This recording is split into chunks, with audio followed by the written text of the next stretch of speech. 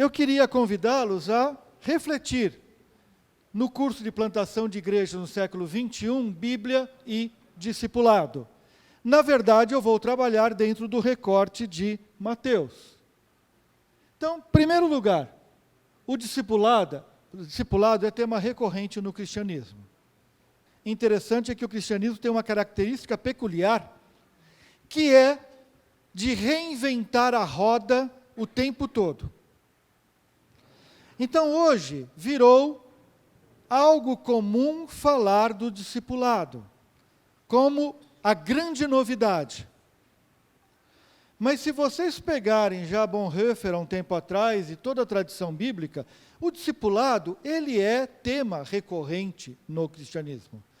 E a pergunta básica é, como que esse texto tem recebido o olhar atual?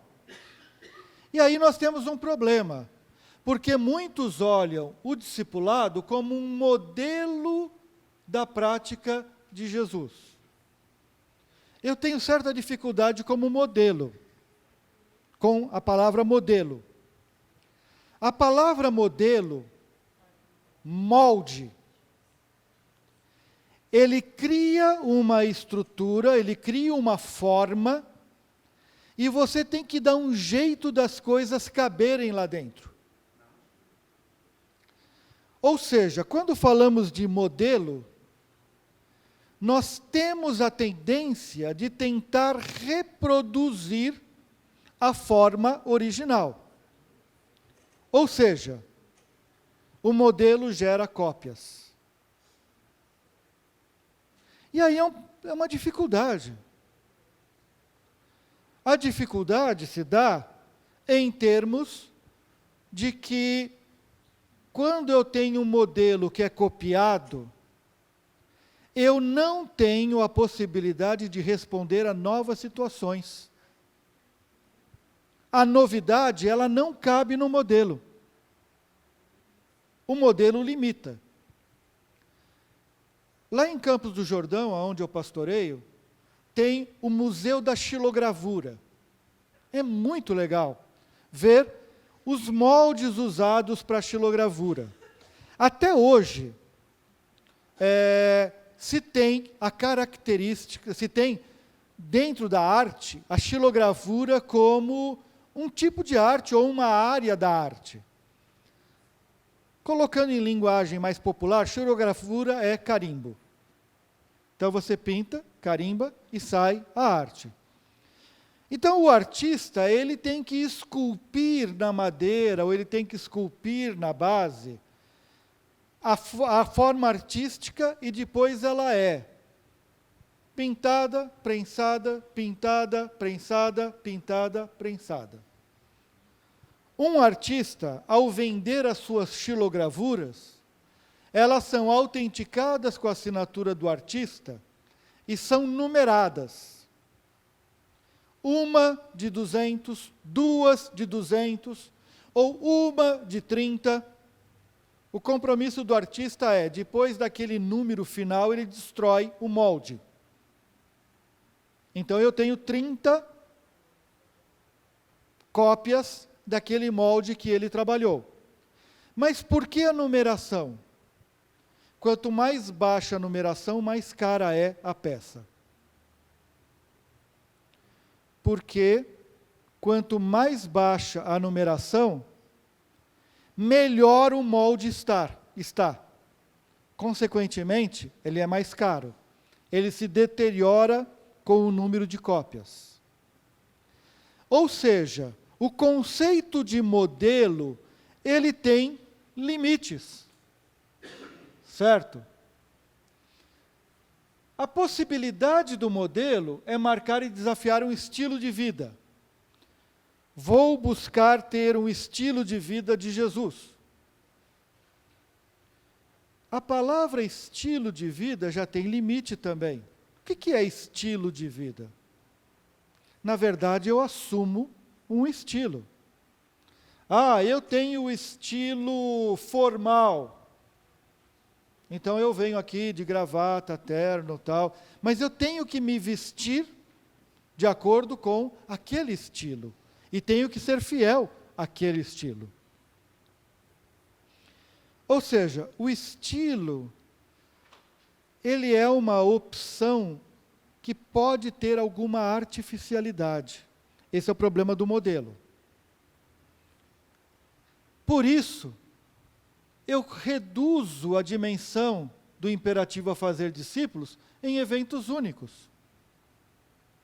Jesus fazia discípulo quando ele comia. Bom, o discipulado acontece na mesa. E quando ele andava? E quando ele... Então, assim, quando eu começo a definir estilo e querer copiar o estilo, eu fico limitado a modelos. O nosso desafio é pensar em paradigmas.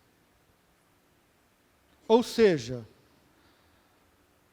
quais são os elementos fundantes da prática de Jesus, em especial no fazer discípulos, que marcam, que caracterizam o compromisso, e com esse compromisso que eu vou me vincular e me filiar.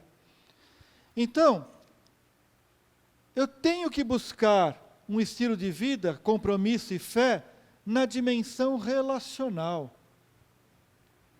Ou seja, não se esgota em eventos que eu copio, mas ele ganha uma dimensão do cotidiano. Aqui eu quero, como todo bom filho de mineiro, contar causo. Boa sorte para traduzir contar causo.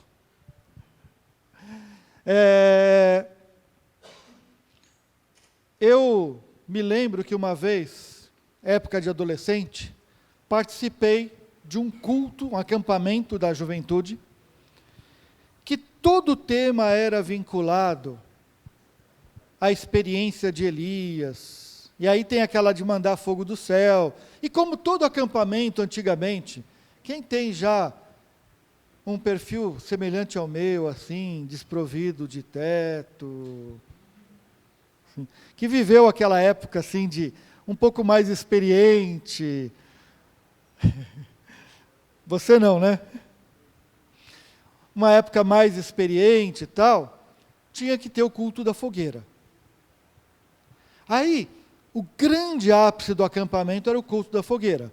Como era toda uma coisa vinculada à época de Elias, fizeram uma fogueira sem fogo, colocaram todo o material incendiário lá, molharam as madeiras, colocaram um cabo de aço, estava perto de uma árvore, e havia uma pessoa em cima da árvore com uma estopa, que em determinado momento do estudo ele acendeu a estopa, jogou pelo cabo de aço, bateu na fogueira, a fogueira pegou fogo, né? Reproduzindo a ideia de Elias, manda fogo do céu. Gente, todo mundo viu o cabo de aço, todo mundo sabia que tinha um cara em cima da árvore, porque fazia parte da dinâmica. Aquilo foi tão emocionante, o pessoal chorou, aquela coisa toda, porque foi impactante. Que num outro acampamento, com um outro tema, que não tinha nada a ver com Elias, culto da fogueira. Colocaram os galinhos, a fogueira, embeberam, colocaram o cabo de aço, o cara ficou em cima da árvore, para reproduzir, fazer a cópia do passado. Bom, como Deus é bom, não deu nada certo. O pessoal cantando, quando o cara joga a estopa pelo cabo de aço, a inclinação não estava boa o suficiente, ela parou no meio do caminho, a estopa não desceu até a fogueira, ninguém entendeu o que estava acontecendo, veio um cara com bambu, jogou lá, aí a fogueira pegou fogo e todo mundo começou a rir. Aí, os organizadores, esse povo não tem fé, ridicularizaram. Não é que não tem fé. Não entenderam absolutamente nada do que estava acontecendo, porque estava fora do contexto. A cópia descontextualizada, ela gera situações risíveis. Quer dizer, então o problema da cópia, o problema do modelo, o problema da vinculação a um modelo de maneira arraigada, nos leva a desrespeitar o contexto. Nos leva a desrespeitar o mundo que a gente vive. O ponto de partida é o contexto. A experiência bíblica, ela ilumina o contexto. Ela não molda o contexto. Então, quando eu olho o texto bíblico, eu procuro o imperativo nessa tradição como iluminador, como lanterna. Eu gosto de dizer que o texto bíblico é luz. O problema é o que eu faço com a luz. Alguns ficam tão apaixonados para a luz que olham para ela. O texto cega. Outros colocam a luz para se iluminar. E aí vira o que aparece. O problema é que quando a luz está atrás da gente, e a gente anda, tropeçamos na própria sombra. Na própria sombra que a gente projeta. A gente acaba tropeçando porque não enxerga o caminho. O papel do texto bíblico é iluminar o caminho. E o caminho é contextual. O caminho, ele é dentro da nossa realidade.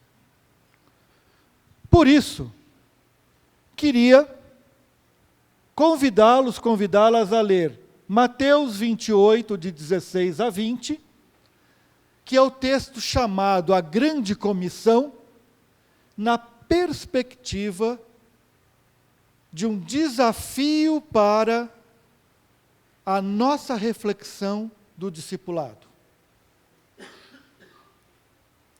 Para isso, eu tenho que começar a questionar a perícope, a geografia e a tradução. Em primeiro lugar, eu tenho que questionar a delimitação. Se vocês abrirem as Bíblias, eu brinco em sala de aula que tem coisa na Bíblia que não é de Deus. Capítulo, versículo e principalmente os títulos. Porque capítulo e versículo foi inventado na Idade Média para a gente encontrar o texto bíblico. E às vezes eles dividem errado. E os títulos, então, pior ainda, até nos induzem ao erro. Então eu pego, muitas vezes, na Bíblia, e no 19, eu tenho lá, a Grande Comissão. E o texto, a divisão começa aí. Isso induz ao erro. Porque o texto começa no 16. Por que ele começa no 16? Porque é quando eles vão para o monte e lá Jesus tem, então, um processo que eu vou falar um pouquinho mais adiante, de transmissão de autoridade. Então, um processo de transmissão de autoridade.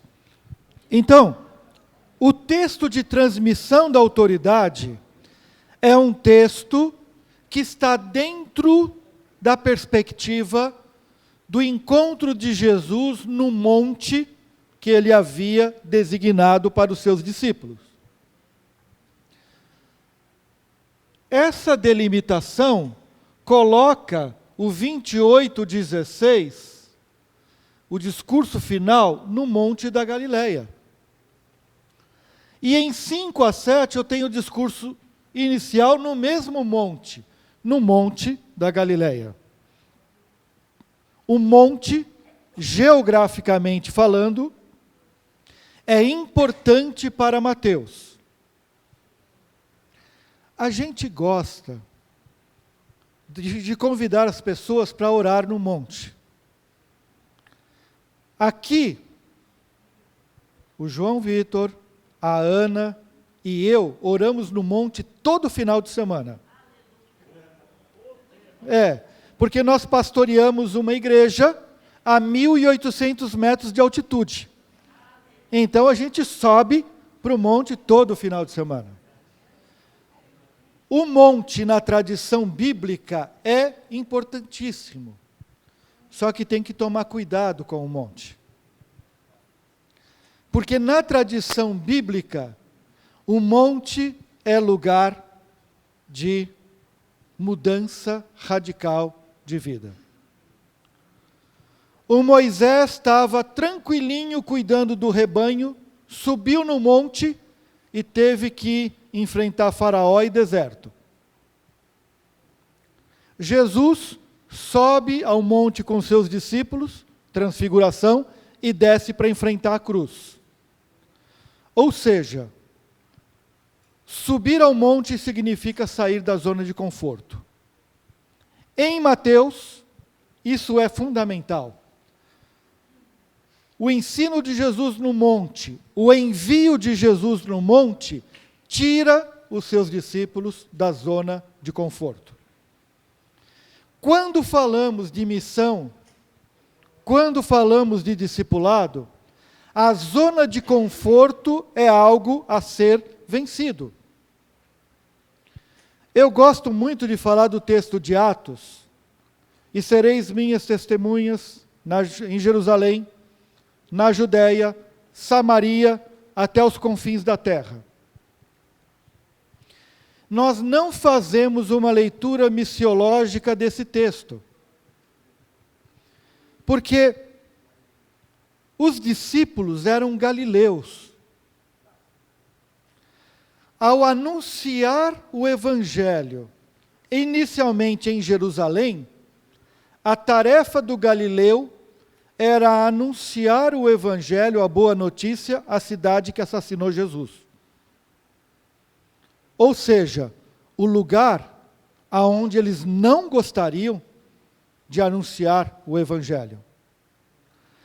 A Judéia era o espaço do preconceito. Um judeu da Judéia não suportava um judeu da Galileia. O preconceito era muito grande. Então eles tinham que continuar a pregação no espaço aonde eles não eram bem vistos.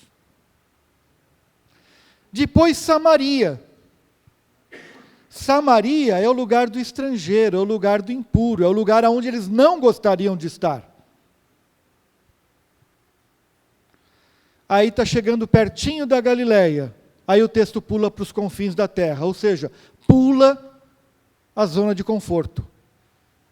Pula o lar. Então o texto começa na cidade que eles poderiam considerar indigna, continua na região na qual eles não eram bem-vindos, passa para a região para onde eles não gostariam de estar e pula a casa deles. Ou seja, na tradição dos evangelhos, missão tira as pessoas da zona de conforto.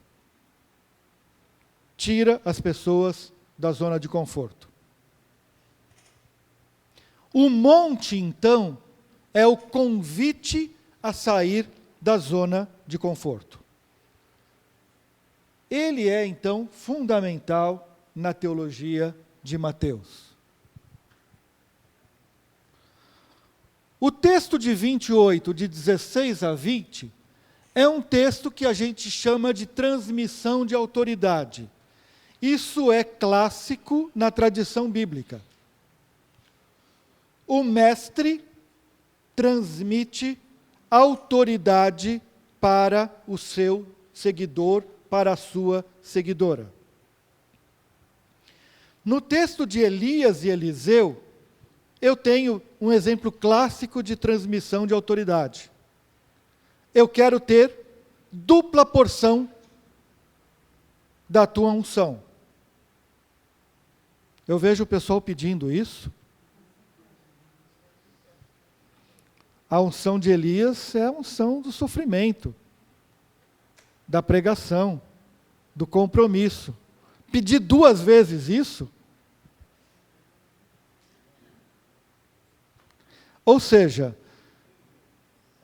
a transmissão de autoridade, ela é a continuidade do discípulo no legado do seu mestre.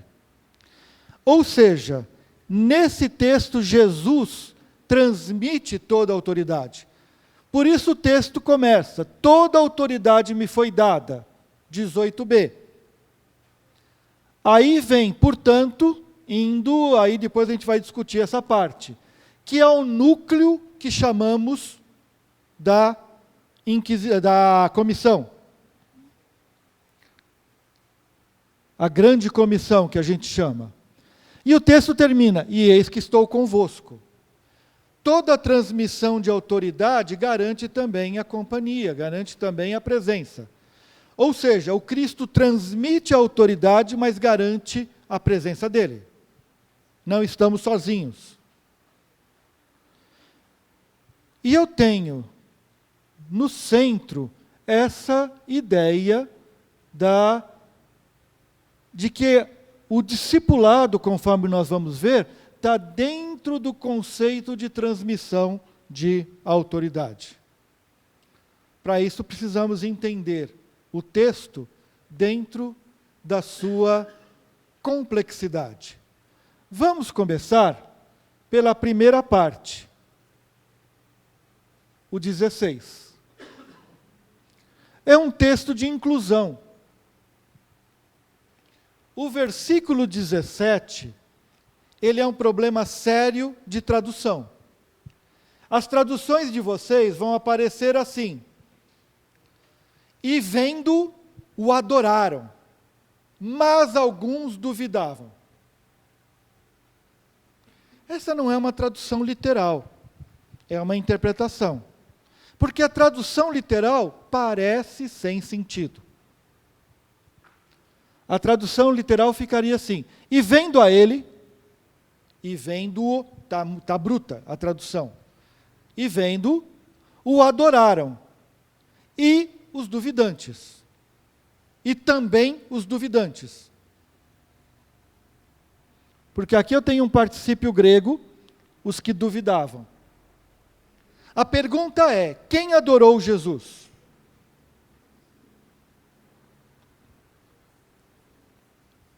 Os discípulos e os discípulos duvidantes.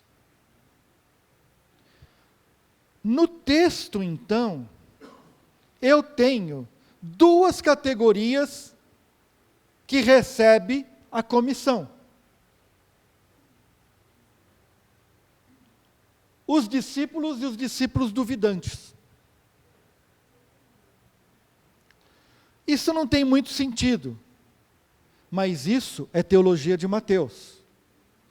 Por isso, primeiro, precisamos entender por que os duvidantes, para depois entender a transmissão de autoridade e a importância do discipulado e as categorias que cercam o discipulado.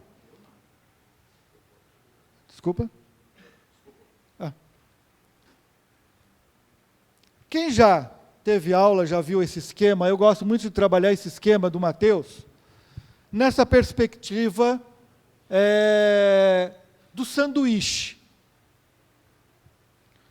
O Evangelho de Mateus, ele tem ligações, início e fim, com a centralidade no capítulo 13. É clássico os 5 ensinos com a centralidade no capítulo 13. Eu coloco ainda Mateus 2 e Mateus 28, que é o nosso texto. Quando eu coloco Mateus 2 e o 28, eu tenho o seguinte: Mateus 13 é o centro do Evangelho, é a lógica judaica do sanduíche. Carne, queijo, queijo, alface, alface, pão e pão. E vira um sanduíche. Perto da hora do almoço, essa é uma imagem legal para a gente usar. O capítulo 13, o capítulo central, a parábola do reino, o reino de Deus é central na pregação de Mateus. Porém, o reino de Deus tem características. Mateus tem as parábolas, como em Marcos, as parábolas do reino, como sinalizadoras do que é o reino. Porém, Mateus tem parábolas exclusivas. Por exemplo, a parábola do joio. O reino de Deus é que nem um semeador que saiu semeando e a semente caiu no caminho, nas pedras, nos espinhos e no terreno bom. Essa tem em Marcos, é comum. Nessa parábola, toda semente é igual. Ou seja, o problema anterior a Mateus é que a semente ora desenvolvia, ora não desenvolvia. Quando chega a parábola do joio, que é exclusiva de Mateus, o problema é que eu tenho trigo e eu tenho joio. Ou seja, tem semente aqui que não é discípula. Já estou fazendo uma hermenêutica. Tem semente aqui que não é trigo, é mato. O que se faz com o mato? Arranca. Aí a parábola fala, e o Senhor falou, os funcionários perguntaram, vamos arrancar? Não, porque pode arrancar o trigo. Deixa crescer, na hora da colheita a gente separa. Qualquer agricultor sabe que o mato não pode crescer com o trigo. A gente vê interpretações bonitas dessa parábola, né? Não, porque o joio, ele fica levantado e o trigo pesa e baixa. Bom, ninguém deixa o trigo com o joio. Em regiões semidesérticas, menos ainda. Você arranca o mato, você rareia. Mateus vai então na parábola, na característica da parábola. Toda parábola tem uma lógica que contraria a lógica humana. A lógica humana é, na dúvida arranca. A lógica divina é, deixa tudo, quem separa é Deus. Ou seja, Mateus já está vivendo o drama de gente que acha que tem gente que não é discípula de verdade. É mato. Mato tem que ser arrancado. Mateus vai dizer o seguinte, negativo. O mato cresce junto. Quem separa é Deus. A mesma coisa a pesca, que é a última parábola, exclusiva de Mateus. Quando a rede está na água, ela pega todo tipo de peixe. Ninguém separa peixe quando a rede está na água. Na hora do final da pesca é que o peixe é separado. Mateus, então, vive o drama das comunidades em que eu tenho uma situação diferente. Qual é? No capítulo 10, eu tenho o ensino sobre a missão. A missão tem um problema sério. Toda vez que eu saio para evangelizar, tem uma dificuldade enorme, que é o pessoal se converter. Certo? Aí, o novo convertido é um estranho que entra numa comunidade. Estava tudo tão bem organizadinho, mas, quando eu faço missão, eu trago para dentro da igreja gente que não é igualzinho àquele grupo que já está consolidado. Eu brinco, né? Por isso que é bom fazer missão do outro lado do oceano. Você garante que o pessoal não vem para a igreja, eles ficam lá. Certo? Brincadeira. Mas, é uma brincadeira triste. A pessoa vai, evangeliza, traz, como a pessoa não é igual, expulsa. Quer dizer, essa dinâmica é uma dinâmica que na comunidade de Mateus pode estar começando a acontecer. Tem joio. Vamos arrancar? Não. Então, o capítulo 18, no ensino sobre a igreja, o tema é a consequência. Quando eu faço missão e as pessoas não estão iguais, eu tenho o drama, e aqui quem já teve aula comigo, eu já trabalhei isso em Mateus, né? Eu tenho o drama do que está em pecado. Quando o teu irmão pecar, vai e conversa com ele. Se ele te ouvir, ganhou o irmão. Se ele não te ouvir, leve 2 ou 3 testemunhadores. De novo, a tradução tem um problema. Quando eu falo para levar testemunha, parece que assim, é para provar que eu fui lá chamar a atenção dele. Não, leve 2 ou 3 bons pregadores para ajudar a convencê-lo. Se ele não escutar, leva para a igreja. Se ele não ouvir a igreja, trata-o como gentil ou publicano. Aí o pessoal fala, expulsa. Só que Mateus é o único que coloca na lista dos discípulos, Mateus, vírgula, o publicano, vírgula. Quer dizer, como Jesus tratou o publicano Mateus? Como objeto da missão. Então o capítulo 18 diz, se o teu irmão está em pecado, tenta convencer. Se você não conseguir, leve 2 ou 3 bons pregadores. Se vocês não conseguirem, leva para a igreja. Se a igreja não conseguir, trata-o como objeto da missão.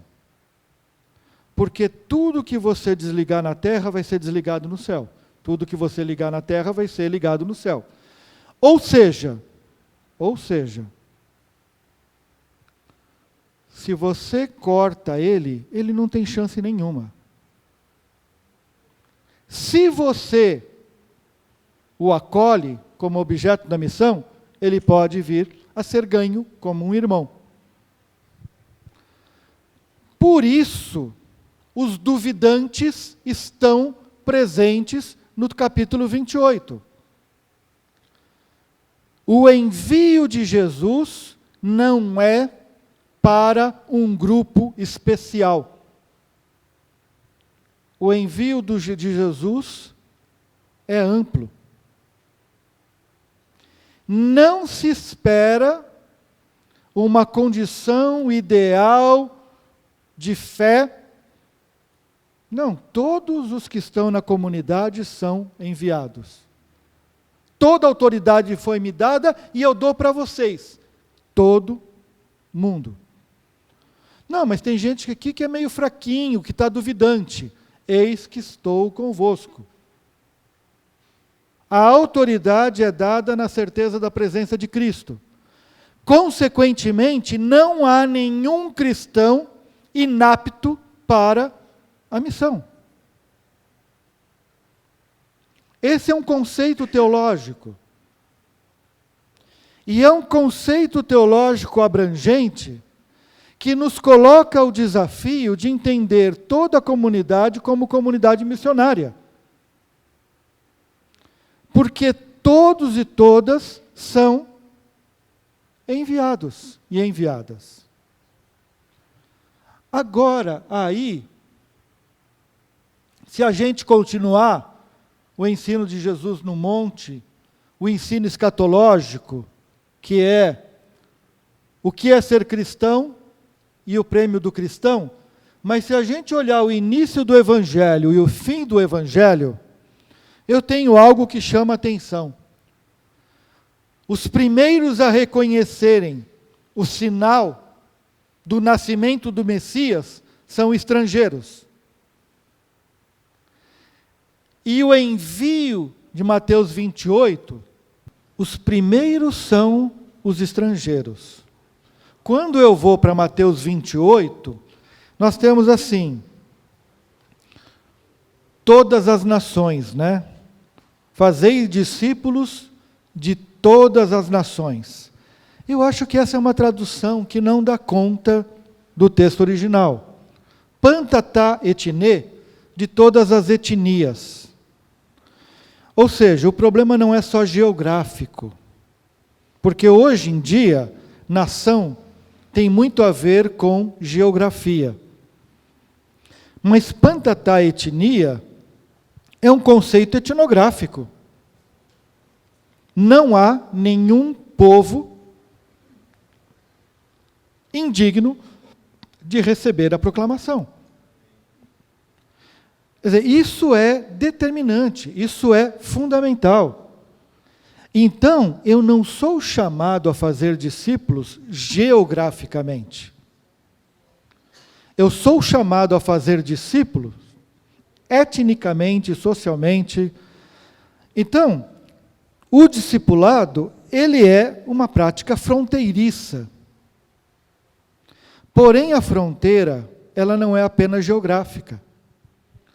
Muitas vezes, do outro lado da rua, eu tenho uma fronteira. Porque do outro lado da rua eu tenho uma realidade diferente, que é fronteiriça. Então, quando eu mudo o conceito geográfico para um conceito etnográfico, eu estou trabalhando o ser humano em sua completude. E não necessariamente a ideia da expansão geográfica do cristianismo. É lógico que a missão etnográfica, ela se expande geograficamente. Mas corremos o risco de pular fronteiras, no sentido de priorizar tanto o espaço onde há uma não presença do cristianismo e pulamos espaços onde a não presença se dá por outros motivos. Ou seja, temos então uma ideia mais ampla desse desafio. É isso que vamos ver agora. Em primeiro lugar, a grande comissão é um problema de tradução. As traduções em português começam dizendo, portanto, ide. Esta tradução, ela está baseada numa concepção geográfica de missão. Ide. Quer dizer, vá. Missionário é aquele que saiu daqui e foi para lá. Se eu estou dizendo que em Mateus o conceito da comissão é para toda a comunidade, como é que a comunidade é missionária? Indo lá, ela vai, então não fica ninguém? Como é que funciona isso? Quer dizer, esse conceito de tradução em que o verbo ir é traduzido no imperativo é uma opção teológica de tradução.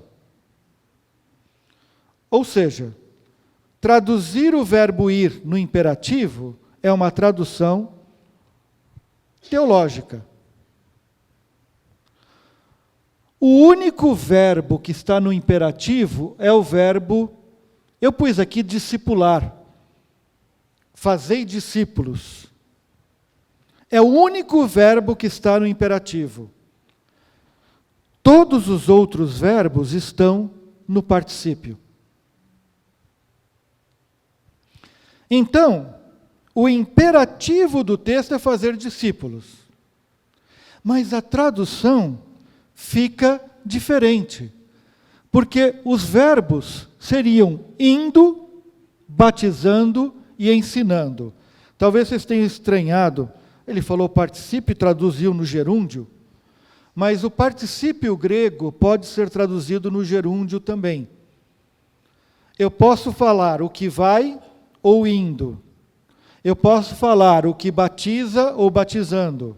Eu posso falar o que ensina ou ensinando. Depende do contexto. Na formulação que aparece nesse texto, é gerúndio. Então, indo, batizando e ensinando. Eu me divirto porque eu indo, então, indo, fazei discípulos. Aí, nós temos assim algumas ferramentas de tradução, e essas ferramentas de tradução, às vezes colocam assim, poreomai, particípio do verbo ir. Sobre a tradução do particípio como imperativo, vê fulano de tal. E remete para alguém para dizer o seguinte, a culpa não é minha. Foi o fulano que disse que o imperativo fazei discípulos te obriga a traduzir o particípio como imperativo. Mas isso não é regra. Isso virou uma exceção da gramática para justificar a tradução. Nesse ponto, o Lutero, na sua tradução, traduziu no particípio. É interessante. Ele não criou moda, né? Essa tradução vem depois do período das grandes missões. Ela é influenciada pelo apelo às grandes missões. Então, vamos ver cada um desses aqui na perspectiva. O baptizontes, é a dimensão sacramental do discipulado, que inclui a dimensão querigmática, o sacramento de acolhimento na comunidade. Ou seja, acolher na comunidade também é discipulado. Comecei a ampliar o conceito de discipulado. Discipulado não é um evento único que acontece às sextas-feiras na minha casa com o meu grupo. Não, sexta não, agora é sábado. O ano passado era sexta-feira. Esse ano nós mudamos para o sábado. Então, assim, quando que tem discipulado na tua igreja, Paulo? Na minha igreja tem discipulado sábado na minha casa. E, que dia também? Sábado com os jovens. São os dias que tem discipulado. Isso é verdade? Não, isso é mentira. Também tem discipulado no sábado na minha casa. Também tem discipulado no sábado com os jovens. Mas o acolhimento na comunidade já é um discipulado. Eu faço discípulos acolhendo na comunidade. Em termos ministeriais, a pessoa que acolhe a pessoa na igreja e abraça o visitante e leva até o lugar, está discipulando. Na perspectiva de Mateus. A proclamação, o querigma, ele é discipulador. E isso é feito em nome do Pai, do Filho e do Espírito Santo. A autoridade foi dada pelo Pai, eu envio, eu estou convosco, eu tenho um princípio trinitário. Que isso coloca uma perspectiva teológica de discipulado, na qual o discípulo é discípulo da Trindade. É discípulo de Cristo. Eu faço discípulos para Cristo, para a Trindade. Desculpa, gente, eu vou fazer aquela crítica que todo mundo está pensando.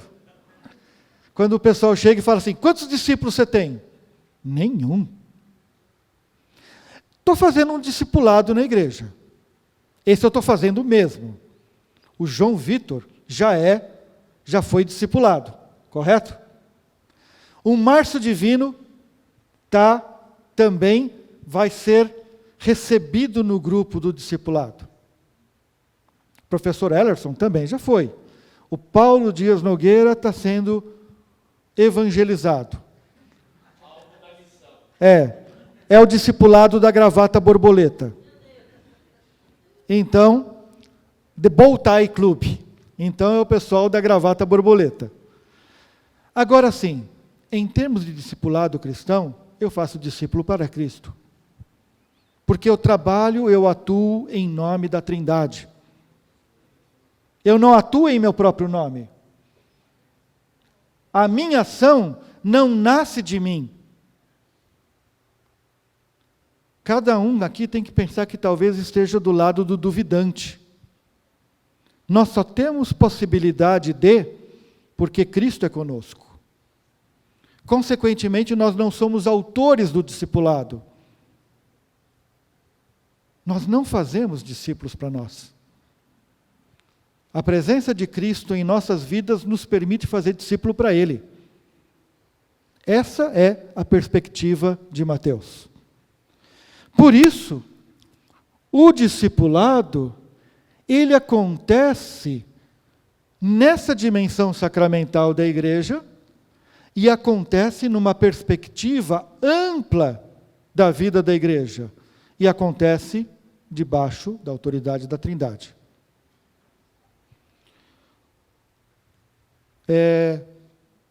Para pensar,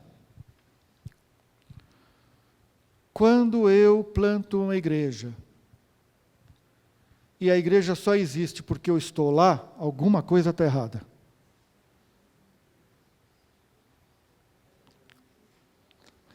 Quando eu planto uma igreja, e essa igreja só se sustenta porque eu estou lá, alguma coisa está errada. Eu sou dispensável. O Evangelho é indispensável. Quer dizer, eu acho que essa é a dimensão importante. Ensinando. Bom, aqui é a dimensão do ensino. Aqui é a dimensão do sábado à tarde, do sábado à noite, aqui é a dimensão da escola dominical, aqui é a dimensão até querigmática do culto, a dimensão litúrgica, porque liturgia também é ensino. Ou seja, o discipulado pressupõe o ensino. O discipulado pressupõe o ensino.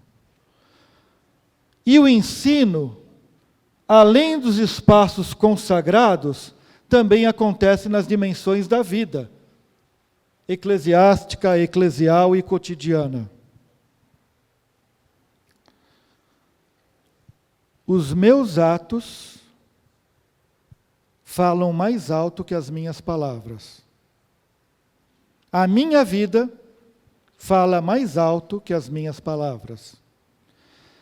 Se a minha vida fala mais alto do que as minhas palavras, isso significa que o meu jeito de viver é também pedagógico. É também evangelizador. É também discipulador. A minha vida, a minha organização de vida, o meu compromisso de vida, a forma com que eu apresento a minha vida, ela pode ser anunciadora ou negação do Evangelho. Então eu posso anunciar o Evangelho com palavras bonitas e negá-lo com a minha vida. E a minha vida vai falar mais alto que as minhas palavras. Isso significa que o didaquê, ele não é só o grupo, ele não é só a escola dominical, ele não é só a pregação, ele não é só a igreja, ele não é só os momentos de aconselhamento, ele é também a forma que eu vivo o meu cotidiano. Causo que eu ouvi esses dias. Um pastor estava na cidade, um cara fez lá uma manobra meio coisa, bateu no carro dele. Ele foi lá reclamar para o cara desceu, xingou, falou mal, fez aquele estardalhaço. Aí ele assim, não, mas vamos conversar, não tem conversa, não sei o que lá, e tal, e foi embora. No meio da semana, teve um encontro de pastores da cidade, e aí ele foi apresentado para o pastor de uma igreja, que era o cara. Eu quero, prazer, tudo. Falei, não, eu já te conheço. Você já me viu? Sim, você bateu no meu carro essa semana. Aí o cara ficou transtornado. Percebe? a dimensão do cotidiano, ela é determinante na vida. Ontem eu escutava pela manhã, a experiência de ficar 5 anos, da professora, né? Sem perceber um resultado da evangelização. E de repente ele começa a acontecer. A vida evangeliza, às vezes, mais do que a palavra. A vida, às vezes, produz mais frutos do que a palavra. Porém, a primeira, o indo, o porontes, quando eu traduzo como particípio, e o particípio grego, ele tem como característica a indicação de hábito, de repetição, por isso ele é particípio e ele é gerúndio. Porque particípio é o que identifica. João Batista, João o batizante. Então esse Batista é um particípio do verbo baptizomai. Ele era caracterizado por alguém que batizava. Ou seja, quando eu falo indo fazei discípulos, a ideia é de que o discipulado começa no cotidiano. O imperativo do discipulado começa no cotidiano. Quando eu faço discípulos? Quando eu estou dirigindo e alguém me fecha.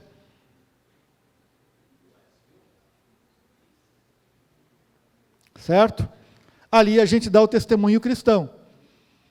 Eu recebi um áudio uma vez, de um testemunho, na qual o cara, assim, ele é um crente, porque ele começa, filha de Belial, não sei o quê, e usa um monte de nomes bíblicos para xingar uma mulher que tinha fechado ele.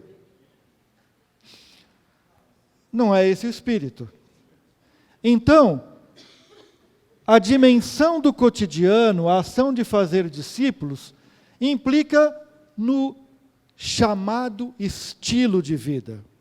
Que eu não penso em estilo de vida, eu penso numa vida vivida no paradigma da missão de Jesus. Eu fui impactado por um livro, na minha época, Em Seus Passos, o que faria Jesus. A pergunta, se Jesus estivesse no meu lugar, como é que ele atuaria? Que era um livro que marcou aí o cristianismo social, o evangelho social. Foi um livro muito interessante. E ele impactou a minha juventude.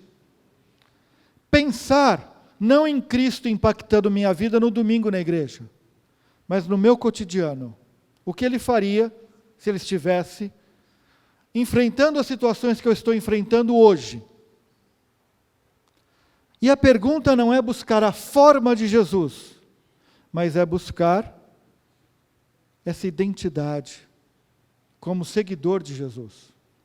Viver o cotidiano no paradigma de Jesus. Então, o caminho e o espaço do cotidiano são discipuladores. O discipulado não acontece só na minha casa de sábado à noite. O discipulado não acontece só na igreja domingo de manhã. O discipulado não acontece na igreja de sábado à tarde somente. Não acontece no culto da noite. A minha casa, o meu caminho, a minha vida, o meu cotidiano, são espaços discipuladores. Diante disso, Mateus nos coloca desafios que, de certa maneira, eu digo, ele faz uma compilação daquilo que seria a tradição do Novo Testamento, na perspectiva do discipulado. Primeiro, ele é um imperativo abrangente.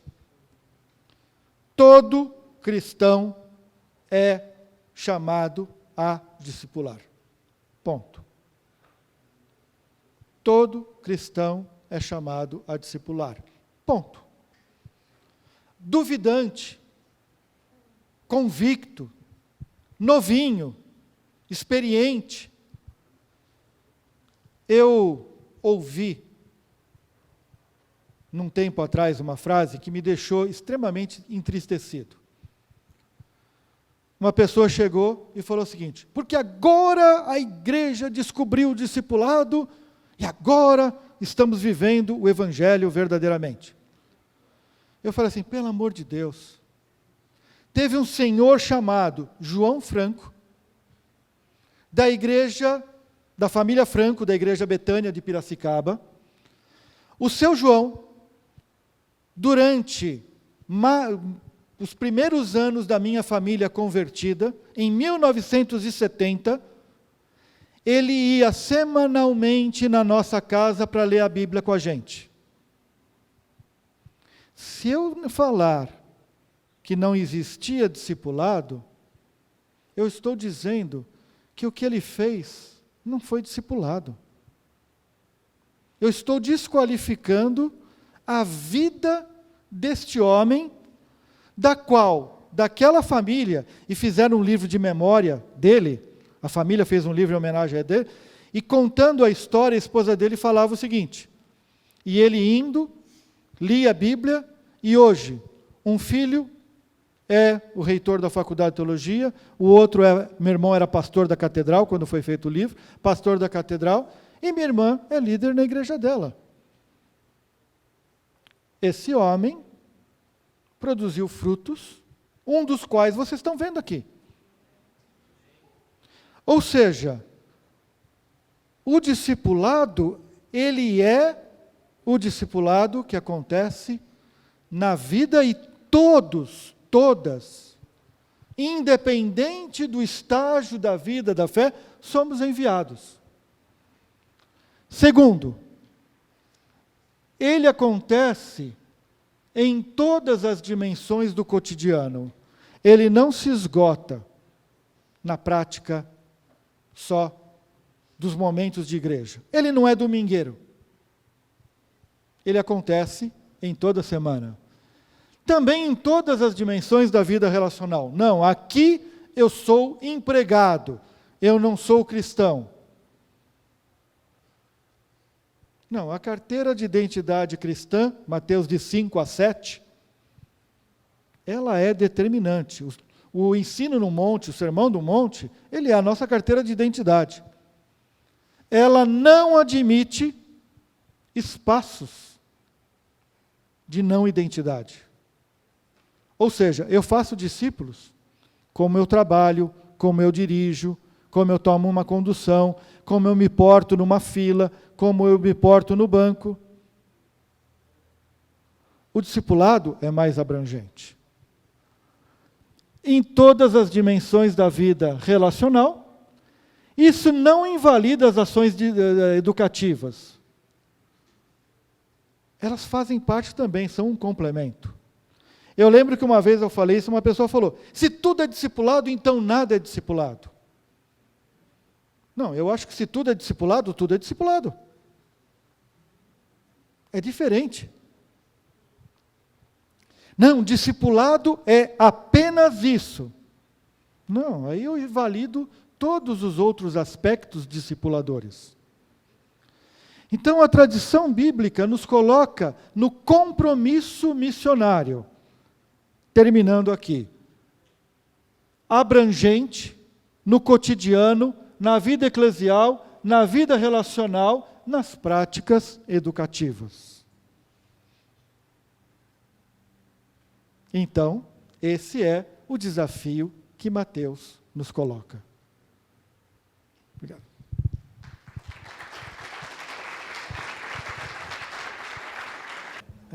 Graças e paz a todos. Eu sou um projeto de pastor desde o início, né, pastor? Estamos aprendendo. E assim, eu fico feliz de estar aqui hoje para ouvir toda a palestra, porque quando eu vim para a igreja metodista, eu vim por causa do discipulado. E o discipulado que nós pegamos na igreja metodista era o que nos ensinava a tomar as decisões. Não, nós não tínhamos que ligar para o meu discipulado a toda hora, a dizer assim, eu preciso tomar essa decisão, o que eu faço? Não, a Bíblia está aqui, você vai ler, você vai orar, e as decisões são suas, né? E uma coisa que me preocupa hoje, como pastor na igreja metodista, é que nós precisamos centrar no discipulado da igreja metodista, naquilo que nós aprendemos como metodista, não que os outros discipulados não sejam bons. Porque quando nós vamos para o discipulado do G12, nós perdemos a nossa raiz de igreja metodista e perdemos aquilo que é central de Bíblia, né? Então, glória a Deus, porque eu estou há 3 anos, vai para o 3º ano na igreja, e nós temos o projeto de implantação de discipulado mais firme, né? Pequenos grupos, para o próximo ano. Mas depois que nós trabalhássemos toda a liderança da igreja, na questão discipulado, naquilo que é a essência de Deus para a nossa vida, né? Amém. E eu diria assim, para mim, todo modelo é ruim por isso, né? Eu crio um modelo e eu vou seguir. Aí você pode criar dependência, você pode criar... O desafio é, que discipulado responde? E, por exemplo, você tomou uma decisão para a tua realidade. Essa decisão pode não ser a mesma. Não vou começar pela liderança, eu vou começar pela base. Eu vou começar... A grande pergunta é, passado alguns anos trabalhando com esse pessoal, o quanto eles estão mais firmes na fé? Quer dizer, eu acho que esse é o grande desafio, para poder também assim, criar outros mais firmes na fé também, né? Sim.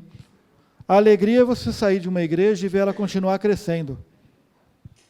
Ou seja, a igreja em si ela é saudável. Eu tenho uma percepção, e aí eu peço sua ajuda até, Paulo.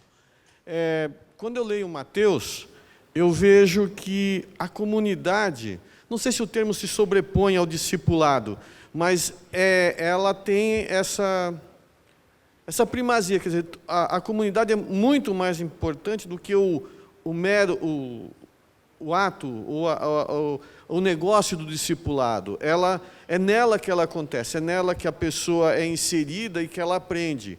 E aí, quando eu falo comunidade, eu penso na igreja. Quando eu incluo a pessoa no meu grupo do WhatsApp dos homens, e ele começa a participar, ele já começa a se sentir integrante e parte. E aí também está acontecendo essa aproximação com o Cristo visto em nós.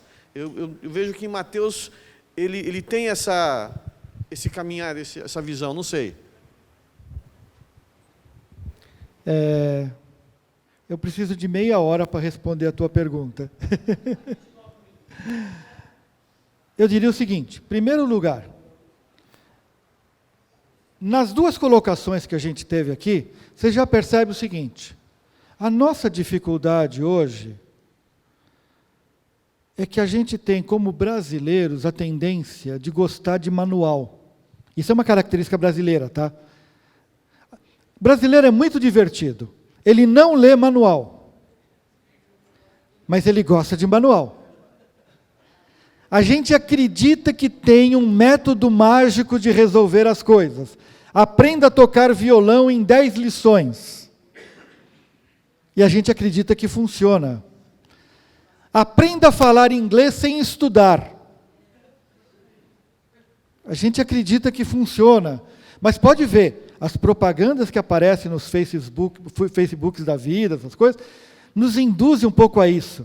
Não, porque eu descobri um método de aprender inglês que está quebrando com as escolas. Certo? Então o brasileiro tem essa característica.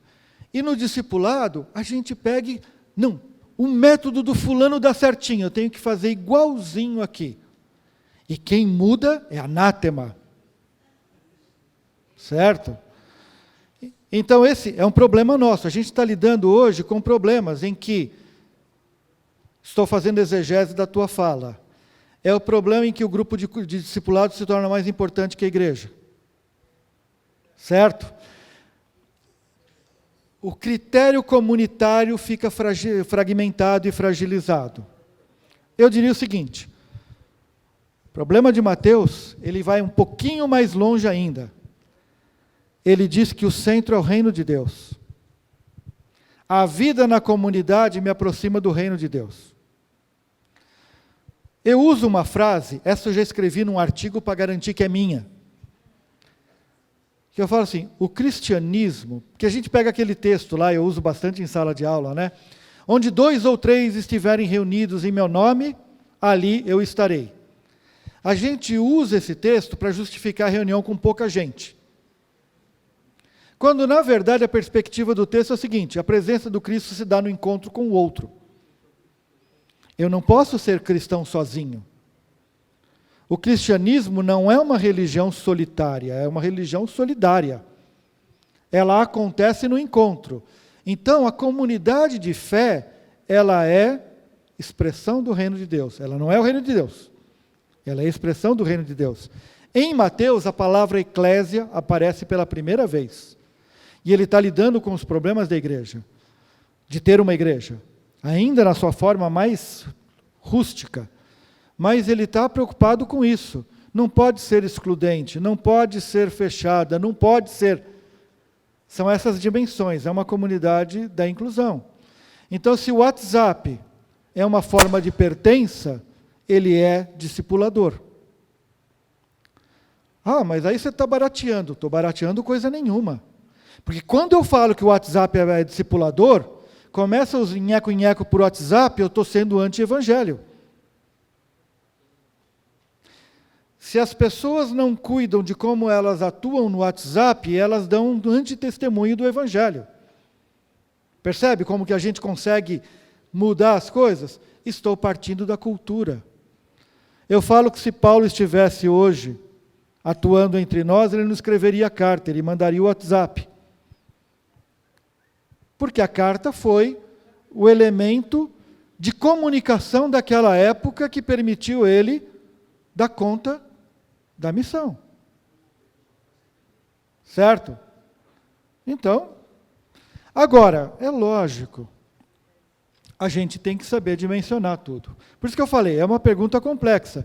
Mas, cabe a nós, liderança aqui reunida, cabe a nós, atuais pastores e pastoras, e futuros pastores e pastoras, ter a percepção de que o imperativo do fazer discípulos não é um imperativo excludente, é um imperativo includente. Todos e todas têm que ser colocados como discipuladores. E isso, gente, tem consequências muito sérias para alguns modelos que a gente tem por aí. Em que o ponto de partida é a eleição. Eu elejo um grupo que vai ter o direito de discipular. Isso é um perigo. Até porque eu tendo a eleger aquele que eu gosto. E vou pastorear quem é pastoreável. E abandono uma parte do rebanho. Quer dizer, esse é o grande desafio. Mas, desculpa, eu estou